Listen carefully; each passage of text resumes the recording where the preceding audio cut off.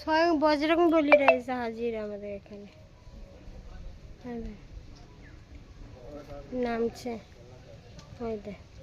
এই প্রথম থেকে খাচ্ছে। বাবারে তোর ভাগ্যেই ছিল কলাটা, নে আয় উঠা দে।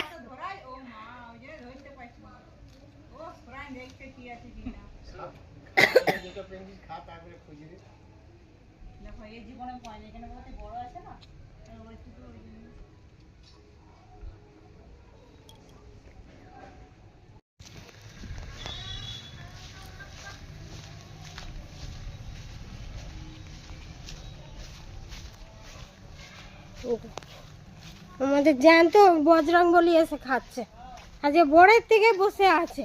হ্যাঁ দেখো, হ্যাঁ পূজা করবো বলে আর এদিকে খাচ্ছে বসে বসে। এই যে বজরং বলি।